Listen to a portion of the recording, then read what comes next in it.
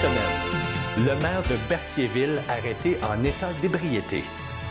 2 hommes sont arrêtés en lien avec les incendies de Saint-Gabriel survenus entre le 20 et le 23 mai. Et finalement, Desjardins met en garde contre une tentative d'hameçonnage. Bonjour, ici Danny Bérubé. Bienvenue à vos actualités régionales.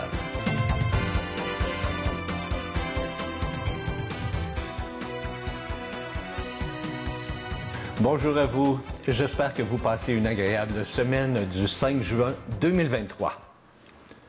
Le maire de Berthierville, M. Dominique Perrault, s'est retrouvé devant la justice après avoir été arrêté en état d'ébriété à l'automne 2022. Le Berthelais, maintenant âgé de 54 ans, a plaidé coupable le 29 mai au palais de justice de Joliette à une accusation de conduite avec les facultés affaiblies par l'alcool. Les faits se sont déroulés dans la nuit du 9 octobre 2022, vers 2h30. Les policiers de la MRC d'Autrey effectuaient une opération planifiée de contrôle routier sur le boulevard Gilles-Villeneuve à Berthierville en matière de capacité affaiblie. M. Perrault a été soumis à l'appareil de détection afin d'en récolter un échantillon d'haleine. Suite au résultat, ce dernier a été conduit au poste de police afin de fournir d'autres échantillons d'haleine à l'aide d'un éthylomètre. Suite au résultat de ce deuxième test, qui était 2,5 fois la limite permise, son permis de conduire a été suspendu pour une période de 90 jours et son véhicule a été saisi pour une période de 30 jours. À la suite du plaidoyer de culpabilité, le juge François Landry a condamné M. Perrault à une amende de 2 000 $ et une interdiction de conduire d'1 an. Selon l'avocat de Dominique Perrault, le processus judiciaire a eu un effet dissuasif sur son client. Les enquêteurs de la MRC de Dautrey, œuvrant au sein de la division des enquêtes MRC Lanaudière de la Sûreté du Québec, ont arrêté 2 hommes en lien avec ces incendies criminels survenus à Saint-Gabriel. La semaine dernière, un adolescent de 15 ans a été arrêté pour incendie criminel. Étant d'âge mineur, il a été rencontré par les enquêteurs, puis libéré sur promesse de comparaître en chambre de la jeunesse à une date ultérieure. Un deuxième suspect, Jarod Croteau, 19 ans, de Saint-Gabriel-de-Brenton, a été arrêté pour incendie criminel et introduction par effraction. Il a, pour sa part, comparu au palais de justice de Joliette le 1er juin dernier et la Couronne s'est opposée à sa remise en liberté. Il reviendra en cours pour son enquête très prochainement. Entre le 20 et le 23 mai, rappelons que 6 incendies criminels sont survenus à Saint-Gabriel. Les premiers événements visaient des autobus scolaires. Par la suite, un cabanon, un restaurant abandonné, un gazebo, une clôture et le cabanon d'une résidence privée ont été endommagés. Une perquisition a aussi été effectuée dans une résidence et a permis de récupérer des éléments de preuve. L'enquête se poursuit par rapport à ces 2 suspects. Rappelons que tout événement suspect ou acte criminel peut être communiqué de façon confidentielle à la centrale de l'information criminelle de la Sûreté du Québec ou par téléphone au numéro affiché à l'écran. Également, la Sûreté du Québec tient à rappeler qu'elle poursuivra ses efforts pour contrer les activités des producteurs et des vendeurs de cannabis qui agissent en dehors du cadre juridique, et ce, durant toute la saison. Les enquêteurs et patrouilleurs de la Sûreté seront à l'affût des comportements suspects et feront des interventions pour localiser les producteurs extérieurs illégaux, identifier les producteurs, procéder à des arrestations, éradiquer des plans et contrer l'approvisionnement illicite. Malgré la mise en place des mesures législatives autorisant certaines activités liées au cannabis, rappelons que la production, la possession dans un but de trafic, la vente sur le marché noir, l'importation et l'exportation de cannabis demeurent des infractions criminelles ou pénales. Ainsi, toute plantation de cannabis sans certificat ou licence émise par Santé Canada est interdite. La culture et la vente de cannabis non autorisé ont des conséquences pour la société québécoise. En plus d'alimenter le marché noir, elles génèrent d'importants revenus qui peuvent servir à financer des activités criminelles. La Sûreté invite donc les citoyens à être attentifs aux allées et venues fréquentes des véhicules inconnus ou de véhicules sans conducteur stationnés près des champs ou encore du va-et-vient de personnes inconnues aux environs des champs et des boisés. Toute personne qui serait témoin de telles activités est invitée à en faire part aux services policiers couvrant sa région et surtout à éviter de s'aventurer près du secteur. Des informations telles que la description des personnes ou des véhicules suspects peuvent faciliter le travail de la police. Toute information sur la contrebande ou la production illicite de cannabis peut être communiquée en tout temps et de façon confidentielle à votre poste de police local ou encore à la centrale de l'information criminelle. Desjardins met en garde ses membres qu'une nouvelle tentative d'hameçonnage à leur effigie circule présentement via courriel. Le message en question promet un remboursement sur les transactions récentes de ses membres, une manière pour eux de les remercier de leur loyauté significative. Eh bien, malheureusement, il s'agit en fait d'une tentative de fraude bancaire à supprimer, où les pirates dirigent leurs victimes vers une fausse page de connexion, dans le but toujours de mettre la main sur leurs accès. Le faux courriel, plus réaliste que jamais, est aux couleurs de la coopérative des caisses populaires et comporte peu de fautes, ce qui risque de compromettre la sécurité de plusieurs comptes. Ce n'est malheureusement ni la première ni la dernière fois que des fraudeurs tentent de se faire passer pour Desjardins ou une autre institution financière populaire. Différentes vagues de messages à l'effigie de Desjardins circulent depuis des années et à chaque fois, c'est pour la même raison. Les gens derrière ce courriel cherchent à voler nos informations pour pouvoir se connecter à notre compte de banque et y prendre tout notre argent. Comme c'est le cas avec d'autres tentatives de fraude, comme celle à l'effigie d'Hydro-Québec, par exemple.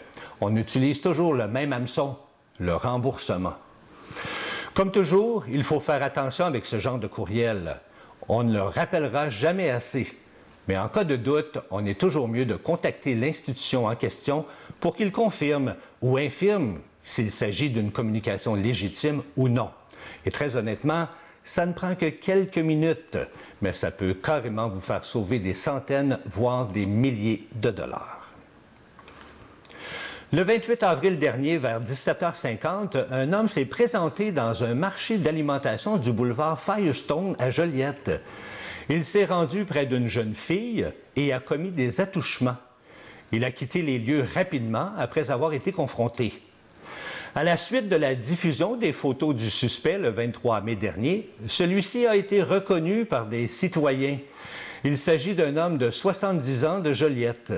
Il a été arrêté le 30 mai dernier en avant-midi pour agression sexuelle et contact sexuel. Il a été rencontré par les enquêteurs de la SQ de la MRC de Joliette. On l'a remis en liberté sur promesse de comparaître, assorti de conditions à respecter.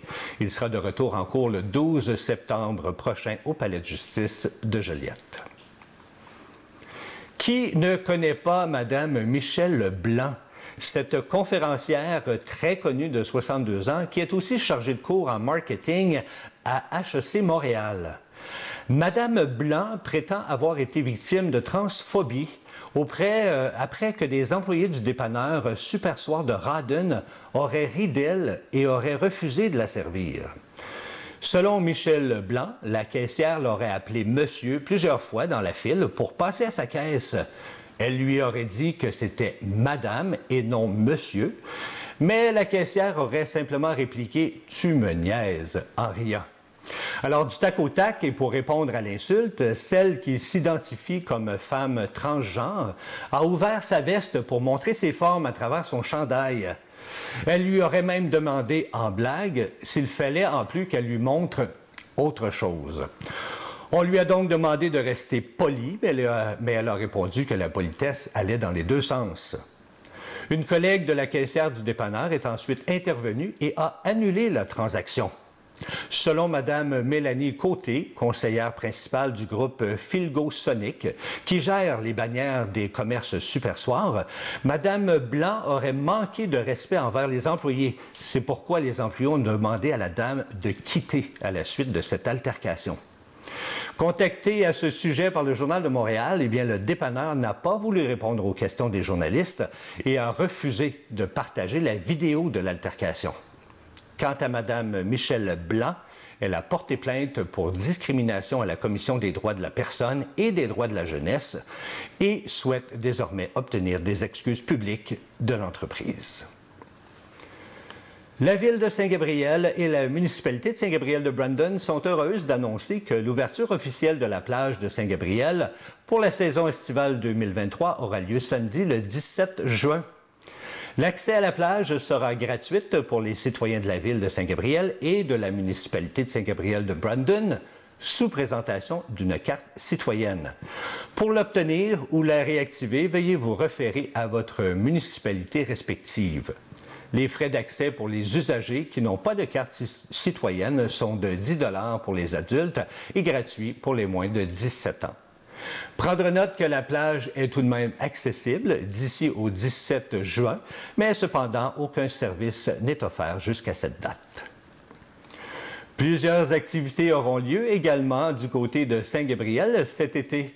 La semaine dernière a eu lieu à la plage de Saint-Gabriel le dévoilement de la programmation du Festigab 2023. Et oui, anciennement appelé Partie à la plage, pour ensuite devenir Festival d'été de Saint-Gabriel, c'est maintenant devenu le Festigab. Alors, j'ai posé la question à Mme Julie Paquin, directrice des loisirs de Saint-Gabriel et de la municipalité de Saint-Gabriel de Brandon. Pourquoi avoir changé le nom pour Festigab? Eh bien, étant donné que cette année, les activités n'auront pas lieu seulement qu'à la plage de Saint-Gabriel, mais partout dans le village, on a donc décidé que le nom Festigab était plus approprié pour le festival. Ce festival annuel qui vise à rassembler notre communauté autour d'une série d'événements culturels et sportifs promet d'être une célébration inoubliable pour tous les résidents et visiteurs de notre territoire. On écoute Mme Paquin nous dévoiler les activités qui auront lieu lors du Festigab 2023. Bonjour à tous. Alors, pour ceux et celles qui ne me connaissent pas, je me présente Julie Paquin, directrice des loisirs sportifs et culturels de la Ville Saint-Gabriel et de la municipalité de Saint-Gabriel-de-Brandon. Je suis très heureuse de vous accueillir aujourd'hui à la plage municipale pour vous dévoiler la programmation du Festigab 2023, anciennement connu sous le nom de Festival d'été de Saint-Gabriel. Merci à tous de vous être déplacés pour le dévoilement.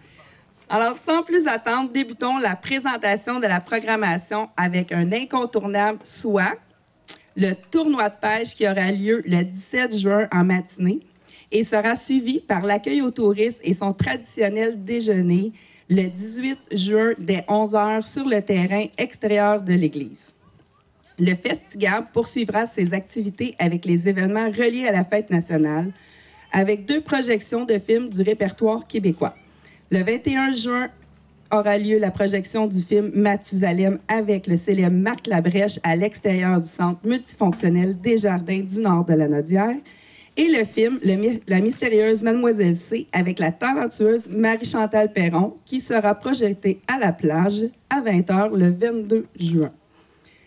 Le premier grand spectacle du Festigab aura lieu le 24 juin 2023 dès 20 h 30 et sera offert par Hugo Lapointe. Les festivités de cette journée importante incluent aussi l'animation de jeux gonflables en après-midi, ainsi que des activités de bricolage aura lieu, ainsi que des feux d'artifice et un feu de joie vers 22 h. Le 22 juillet, dès 10 h, aura lieu la 17e édition de l'événement Autopassion qui expose des véhicules anciens à la plage.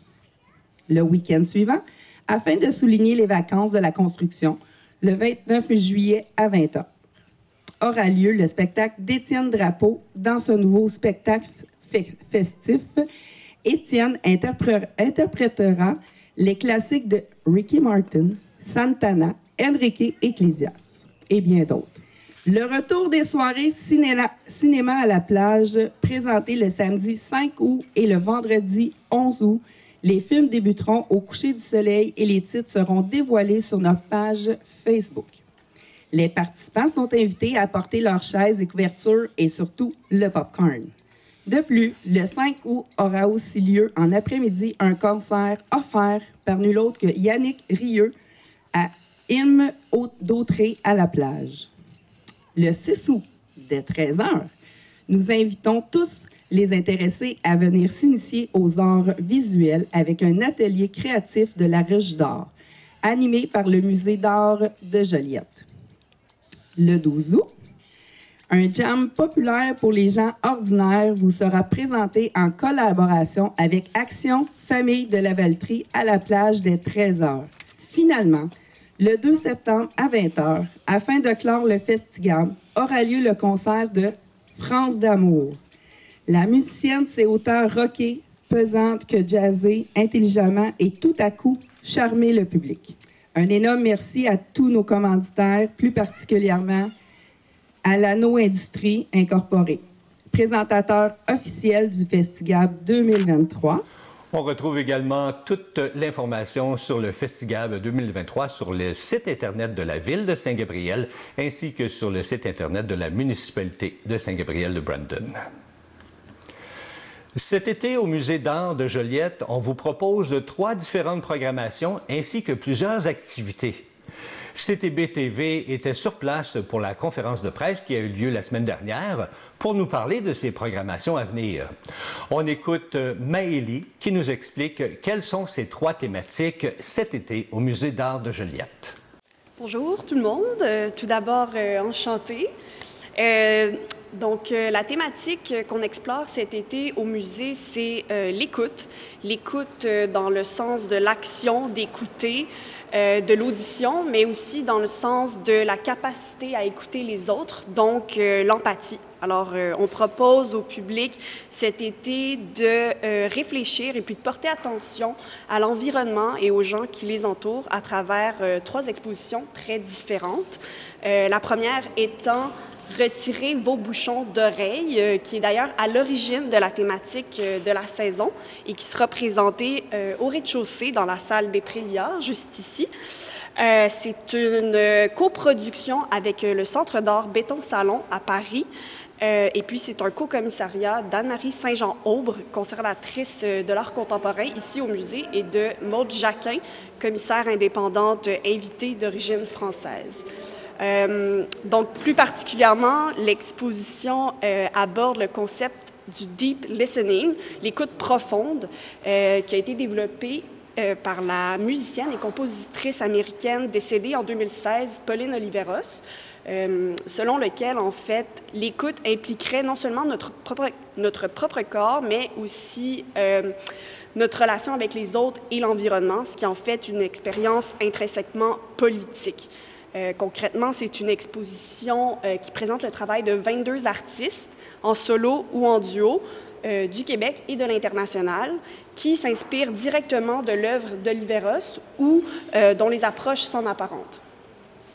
Ensuite, dans la deuxième salle du rez-de-chaussée, la EBI, cet été, on présente une exposition solo d'Anne-Marie Ouellette, une artiste multidisciplinaire québécoise qui se questionne depuis plusieurs années maintenant à travers sa démarche artistique sur le principe du faire groupe. Donc, qu'est-ce qui nous amène à nous rassembler en communauté? Et puis, enfin, dans les aires de circulation, on présente cet été une exposition d'Iphigénie Marcoux-Fortier, artiste et documentariste originaire de Saint-Norbert, ici dans la Naudière. Iphigénie est active depuis une quinzaine d'années. Elle a réalisé jusqu'à maintenant près d'une quarantaine de courts, de moyens et de longs métrages qui ont tous pour la plupart comme sujet les êtres et les territoires. Donc, le projet qu'elle présente cette saison s'intitule « Devenir chez nous ». Plusieurs activités sont aussi présentées cet été au musée. On écoute Mme Julie Armstrong-Boileau qui nous parle de quelques-unes de ces activités. Les jeudis 5 à 7 qui vont revenir, donc à partir du 22 juin, tous les jeudis de l'été. Les expositions sont gratuites de 5h à 7h et on peut prendre un verre sur la terrasse et manger aussi.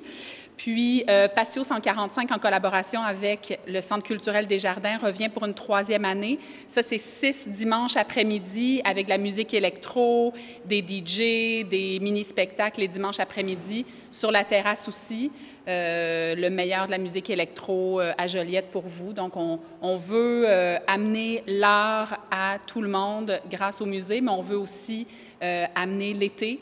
Donc, on mélange été, bien-être, écoute, puis exposition. Alors, venez nous voir au musée, amenez votre monde.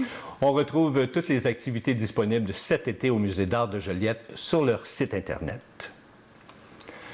Le chœur de Mata, un ensemble vocal au répertoire composé de chansons populaires francophones, invite la population à son concert estival aux couleurs des années 60, le samedi 10 juin à 19h30 au Centre culturel de Saint-Jean-de-Mata.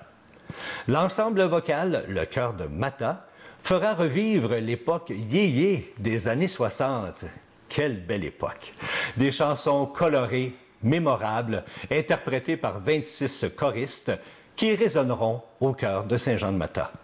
Il y aura également 4 musiciens de talent qui vont accompagner l'ensemble vocal, dont entre autres Sophie Lavoie, pianiste, Maude Bastien à la batterie, Guillaume Lefebvre, bassiste, et Phil Girard à la guitare.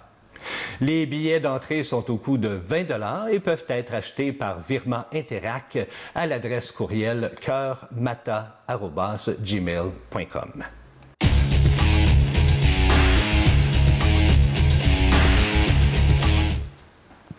C'est sous un soleil radieux que s'est déroulé le tournoi de golf annuel des Triades du Cégep de Lanaudière au club Le Portage à l'Assomption. Plus de 120 personnes ont pris part à l'événement bénéfice qui était de retour après une pause de 3 ans. Un cocktail et un souper suivaient le tournoi de golf, ainsi qu'un encan silencieux et un encan à la criée, qui ont permis à quelques chanceux de repartir avec divers lots, dont des objets sportifs portant la signature d'illustres joueurs de football, comme par exemple Laurent Duvernay-Tardif et Bruno Heppel, anciens joueurs des Alouettes et commentateurs à RDS. Organisé par la Fondation du Cégep, l'événement a permis d'accueillir plusieurs nouveaux partenaires régionaux qui contribueront à assurer la pérennité de l'équipe de football et à faire rayonner le sport étudiant dans la Lanaudière. L'équipe de football est composée d'étudiants athlètes issus des 3 collèges constituants du Cégep de Lanaudière, soit Joliette, l'Assomption et Terrebonne. Plus de 60 joueurs bénéficient annuellement d'un encadrement académique reconnu par le milieu et d'un soutien sportif composé d'entraîneurs expérimentés et surtout passionnés de football.